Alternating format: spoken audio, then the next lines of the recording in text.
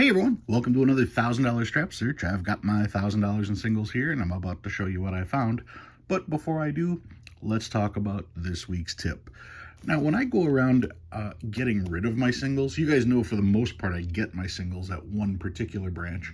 But when I get rid of my singles, I take them all over the place. I do that to spread out my singles so that I'm not getting back the same notes. There's been a number of times when I would spread out singles and I would do things like put one Where's George note in a strap, and then 2 weeks later I'd go back to that bank and ask for 2 straps of singles, and I would find that one Where's George note, which let me know that I was looking through notes I've already seen. So that is why I try to go and spread out my notes. Now, I also drive Uber, which means I travel a lot in my car and I get to see a lot of different bank branches. Because of the number of accounts I have and the number of accounts that I'm co-signed for with my parents, there are a lot of different banks. So virtually, well, I don't want to say almost any bank, but there are a lot of different branches that I have never been to, even though I've been doing this as long as I have. So when I do have the opportunity to go to a brand new branch, I notice the tellers always have the same spiel. I'll go in there with a strap of singles or 2 straps of singles and say, can I get, 2 $100 bills? And they're like, oh, sure. And they run these through the counter. And then they hand me the 2 $100 bills. And then they all say the same thing. Is there anything else I can help you with? Well, at that point, that's when you should step in and say, well, yeah, do you have any old bills sitting in your drawer? And occasionally they will. And if I go to a branch I've never been to, odds are there's going to be stuff sitting in there. I was able to find a monochrome $50 bill at one of the branches, and which doesn't seem like a very big deal because these aren't really that old, but find one. These are tougher to find than you would think. And these might be tougher to find than the small heads. The small heads stick out. These kind of blend in. So I did get a monochrome 50, and you guys know how I feel about 50s. $50 bills, they aren't very popular. If you have a $100 bill and you break it somewhere, you're probably going to get 20s. You're probably not going to get a 50. So they just aren't circulated very much. So yeah, I was kind of happy to find a monochrome 50.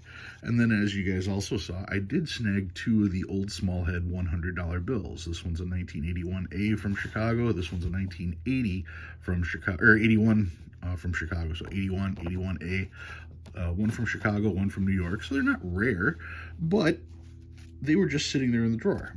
Now, I can always put these away in an envelope, and if I want to spend them, I can. They're not in the greatest of shape. This one's okay. This one, not so much. It's got some ink and some writing on it and stuff. So if I ever needed the money, of course I could spend it for $100. I can always put it up on eBay and try to get like 125 because you don't see very many of these around anymore. They are getting tougher. But yeah, by virtue of the fact that I went to a branch that I haven't been at before and was able to ask them that simple question, do you have any of the older notes? That's what they pulled out, and that's what I got to add to my collection. Some of you would be in a panic going, I don't have $250 to spend on my collection. Well, I would say you probably do and just don't know it. When you sit back and think of how you spend money, $250 is 2 weeks worth of Starbucks. Well, maybe 3 weeks worth of Starbucks. So, yeah, if you just drink regular coffee like normal people, yeah, you can easily afford this.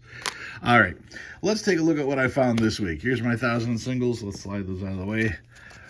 This week, got a Where's George. I recognize this pattern, so I probably won't be able to log it. I will make the attempt. We'll see what happens. Found another Where's George. This one's neat. It's got this symbol here that says San Francisco, California, so I can pretty much guess where that one started. I have this trinary here, which is a heartbreaker. 2226, 2221. Okay, first of all, if that last digit is a 2, now I've got 7 of a kind, which would have been really, really cool. Secondly, if the last digit was a 6, now I've got a repeater, 2226, 2226. So that was really, I was so close to finding it. Now, the thing is, this bill was also crisp, pretty crisp. So I thought, well, maybe I'll get lucky and there'll be other notes from this strap, from this set in the current strap. And Here's 2226, 2224. Still a trinary, still not what I was looking for. And 2226, 2296. So from the same strap from when it was printed, but just a trinary as well. So close to having a note that was really valuable. But yeah, close only counts in horseshoes and hand grenades. All right, some more trinaries, 0s, 4s, and 6s in this one. This is 3s, 4s, and 6s.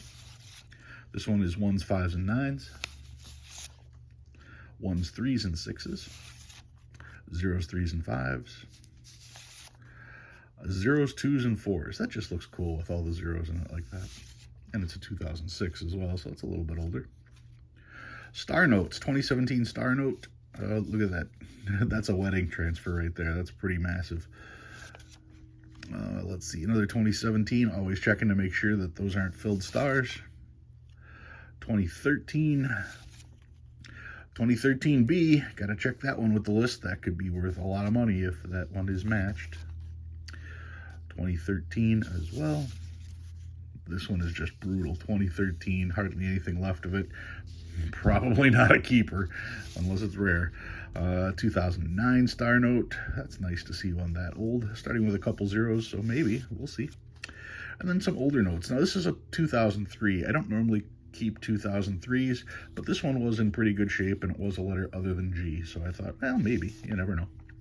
1988A, checking to see if it's a web note. It is not, and it's pretty ratty. 2001 with some writing on it, so that's probably going to go away. 1981 note, pretty rough shape, but it's not a G, so that's good. And the oldest note I found, this one's from 1974, and it's an H, so that is likely to be a spot filler for me. So that's what I found this week. What did I bring out from my box? Well, I've had this note for a little while now. I've been sitting on it waiting for the right time to bring it out, and this is as good a time as any. I have a graded note. It is one of my top 10 notes from this year, one of my want notes. This is an 1862 $2 legal tender. 1862 $2 legal tender. This was the first $2 bill ever made. 1862 was the first year that we actually had cash that was legal tender. There were 1861 demand notes, which basically worked the same way as checks do. You were paid it on demand, whereas this wasn't meant to be paid out to you anyway. This was meant to be spent. Meant to be spent. How about that? We've got, I believe that's Hamilton on there, if I remember correctly. The $2 note from 1862. Now, this particular one is graded 25. It does have the net grade on it. I'm trying to make it so that there is less glare on this particular one. One of the things you're going to notice on this note is this circle right here. Now, that circle pretty much lets you guys know that they planned on making a 1, because on the $1 note, there's the white circle around the 1. This is the 2, and there is a white circle around the 2. And it also says 3, okay? Which implies that they were going to do a $3 note.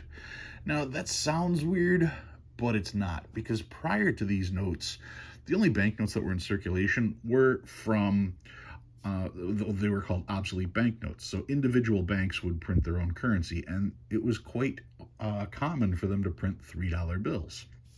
So to have this as the initial design for 1s, 2s, and $3 notes wasn't really that weird, but they never did get around to printing a 3. They started with the 5, they put out the 1, then they put out the 2. Never did get to a $3 note. Now, one of the signatures on here is the Spinner note, or is the Spinner signature, and Spinner was the person who was in charge of designing fractional currency. Among other things, he was obviously the Secretary of the Treasury. That is how he got his name on here, and he does have one of the most ornate signatures that you are going to see. Take a quick peek at the back of this note. You can see that this note was graded net because it was repaired, and if we look real close, you can see here is the repair here. It might have a little bit of something here, but this was definitely repaired. If I go on this side, There is a hard crease here. Right here, there is a slight hole. I think there's another one on this side in the same location. I don't think that's repaired. I think that's just crease.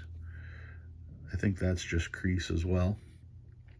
So overall, the note isn't too bad, but like I said, with this little minor repair there, look at it on the other side here. You can see there's definitely a tear, and this has been put back together.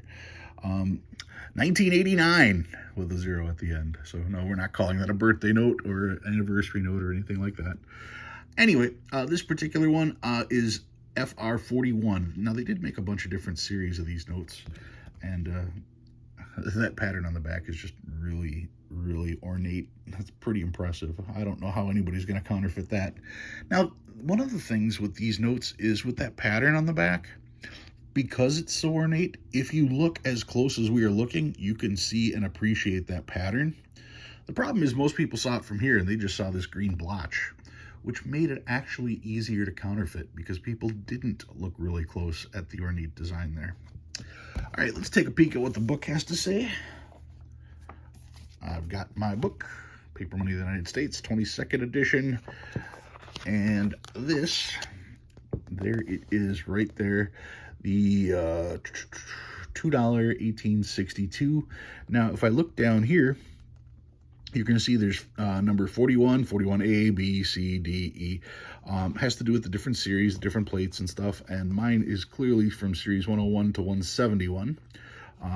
That makes it very easy because it's graded, so I don't even have to debate any of it.